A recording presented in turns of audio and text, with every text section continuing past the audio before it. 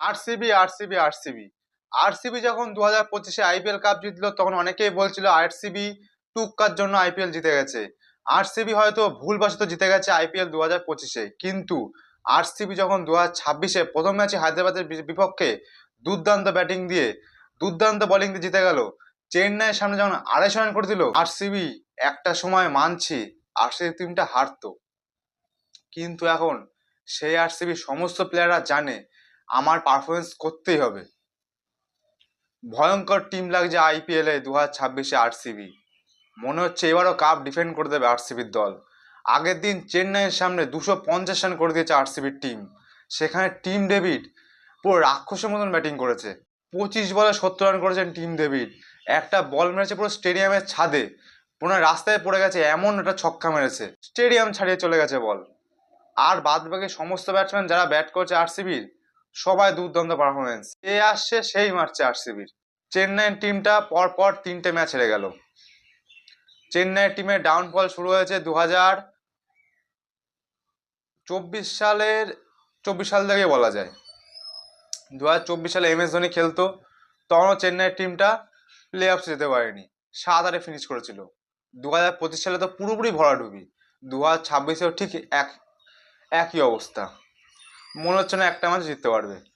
পুরোপুরি পুরো লজ্জার মুখে পড়তে হচ্ছে চেন্নাই টিমের ম্যানেজমেন্টের জন্য এরকম অবস্থা। যায় জায়গায় ছাড়লো, যে ভালো যে প্লেয়ার তুষার দেশপান্ডে রাজস্থানে যথেষ্ট ভালো বল করে তাকে ছেড়ে দিল। সামির রিজভি, যে কিনা দিল্লির হয়ে 2টো ম্যাচে ম্যান অফ দ্য ম্যাচ হয়েছেন, দুর্দান্ত ব্যাটিং করেছে, তাকেও ছেড়ে দিল। সিএসকে রাচিন রবীন্দ্র ছিল, তাকেও ছেড়ে দিল। কেকেআরে চলে এসছে আজিঙ্ক্য রাহানে, তাকেও ছেড়ে দিল। ভালো ভালো প্লেয়ার সব ছেড়ে দিয়েছে। যাই হোক, এখন তো আমার তো কিছু করার নেই। আগের দিন আরসিবি করেছিল 250 রান 3 উইকেটের বিনিময়। সেই রান চেস করতে এসে চেন্নাই পুরোপুরি প্রথমেই পুরো একদম উইকেট দিয়েই পুরো একদম ওখানেই বোঝা যাচ্ছিল যে চেন্নাই পুরোপুরি ভাবে হেরে যাবে। চেন্নাই 20 ওভারে পুরো খেলতে পারেনি।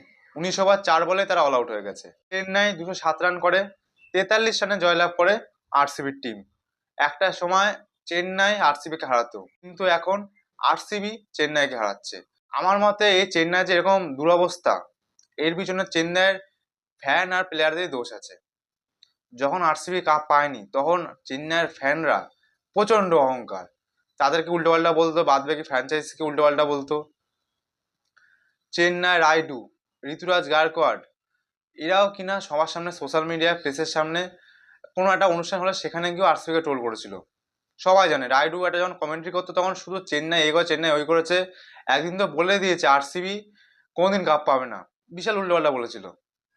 কথায় আছে না যে তুমি যত খারাপ কাজ করো না কেন তোমার এর শোধ নিতেই হবে, ঠিক তেমনটাই হচ্ছে এখন চেন্নাই। আরসিবি যা টিম, ওই টিম যদি বিগত 5-6 বছর ধরে রাখে, দেখা গেল ওরা চেন্নাইয়ের থেকেও বেশি কাপ নিয়ে এগিয়ে গেল। আরসিবি যা টিম মনে হচ্ছে এবছরও কাপ নিয়ে নেবে, কাপ ডিফেন্ড করে দেবে। ভয়ঙ্কর ব্যাটিং করছে, কারণ সমস্ত প্লেয়ারও তো ফর্মে আছে, আর সবাই সবার রোল জানে, আমার খেলতেই হবে। অন্য টিমের মতন না যে একটা প্লেয়ার চলছে একটা প্লেয়ার চলছে না। আগে কি হতো 2016-17 বিরাট কোহলি যখন 18 বছর ধরে 19 বছর ধরে খেলে আসছে, বিরাট কোহলি একা ব্যাট করছে, অন্য প্লেয়ার চলতে পারছে না, বোলিং হচ্ছে না। কিন্তু এইবার আরসিবি বিরাট কোহলি ফ্লপ গুলোও তার কি হয়েছে, পাডিকাল আছে, রজত পাটিদার আছে, Tim David, Romario Shepherd, Jitesh Sharma, bowling এ Jacob Bethell, Bhuvneshwar Kumar, Krunal Pandya, spin করে না বাউন্স ফাস্ট বলার, আর বাউন্সারও মারছে একদম শিয়াম ডুবেকে। তারপর আগের বারের আরসিবির সবচেয়ে উইকেট নিয়েছে, সর্বোচ্চ উইকেট টাকা জস হেজালউড, তার জায়গায় আছে জেকব ব্যাটেল। সেও যা বল করছে, এবার কাকে বসিয়ে কাকে ঢোকাবে সেটা এখন চিন্তার বিষয়। আরসিবির ফ্যানদের তো আনন্দের ঠিকানা নেই। এতদিন ধরে উল্টোপাল্টা শুনে আসছে, এবার আরসিবি যা খেলছে, কেউ কিছু বলতে আসলে পুরো একদম ধুয়ে দেবে। তাহলে কি এবার আরসিবি আবার কাপ জিততে পারে? যদি এরকম খেলে তো জিতে যেতে পারে আমার মতে। আপনাদের কি লাগে, জিততে পারে কি আরসিবি কাপ এবার? নিজের কমেন্টে অবশ্যই জানাবেন।